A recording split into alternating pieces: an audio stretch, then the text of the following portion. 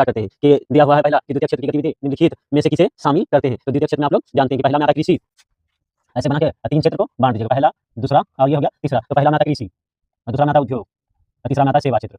सेवा क्षेत्र आता है तो चलिए द्वितीय क्षेत्र में आएगा विनिर्माण कार्य, उसके बाद निर्माण कार्य और बिजली उत्पादन, ये तीनों क्षेत्र आता है। तो ये डी ऑप्शन सही हो जाएगा। तो अब चलिए क्वेश्चन नंबर 2 पे चलते हैं। दिया है कि भारत में कार्यशील जनसंख्या का बड़ा हिस्सा किस क्षेत्र की आजीविका पर निर्भर करता है? आजीविका मतलब होता है रोजी-रोटी कमाना, जिससे जीवन यापन चलता हो। तो इसमें प्राथमिक क्षेत्र यानी कृषि पे ज़्यादा आजीविका निर्भर करती है भारत की। अब क्वेश्चन नंबर 3 पे चलिए कि वुडलैंड आयोग के संबंध में से निम्नलिखित में से किसका है? मतलब वुडलैंड आयोग का संबंध निम्नलिखित में किसका है? तो वुडलैंड आयोग सतत विकास यानी मानव के सतत विकास पे एक आयोग आया था, एक कमिटी का गठन हुआ था जिसका नाम था वुडलैंड आयोग। तो यही क्वेश्चन पूछा है, तो आंसर हो जाएगा। अब चलिए आर्थिक नियोजन हेतु राज्य सरकारों से तालमेल तथा सहयोग के वातावरण बनाने के लिए किस संस्था का गठन किया गया था? तो आर्थिक नियोजन में नौकरी की बात होती है, तो राज्य सरकार से तालमेल करके और नीति आयोग द्वारा एक वातावरण सहयोग बनाने का गठन किया गया था। तो इसमें आंसर हो जाएगा नीति आयोग। अब 5 नंबर क्वेश्चन देखते हैं कि भारत में से प्रथम राष्ट्रीय विकास रिपोर्ट के अनुसार निम्नलिखित में से किसकी उपयोगिता व्यय क्षमता में वृद्धि हुई? तो राष्ट्रीय मानव विकास ये आदमी का औसत कमाई का एक उपयोगिता रिपोर्ट है, तो इसमें नगरीय जनता की व्यय क्षमता, व्यय मतलब होता है खर्चा, नगरीय जनता के खर्च पर निर्भर करता है। तो चलिए अगला क्वेश्चन देखते हैं 6 नंबर, इनमें से कौन कृषि आधारित उद्योग है? तो आप लोग जानते हैं कि कृषि पर आधारित उद्योग चीनी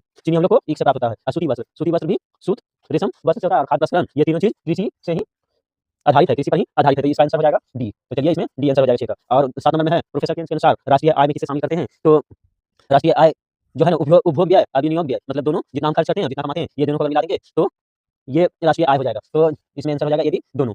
7 का सी आंसर हो जाएगा ये भी दोनों। और 8 नंबर में शुद्ध राष्ट्रीय उत्पाद की गणना में किसे शामिल नहीं किया जाता है? तो राष्ट्रीय शुद्ध उत्पाद की गणना में कच्चे माल की कीमत को नहीं शामिल किया जाता, क्योंकि कच्चा माल कहीं महंगा मिलता है और कहीं अगर सुगम तरीका से उपलब्ध है तो सस्ता भी मिल जाता है, तो कच्चे माल की कोई कीमत का निर्धारण नहीं होता, इसलिए उसका गणना शामिल नहीं होता राष्ट्रीय आय के उत्पाद में।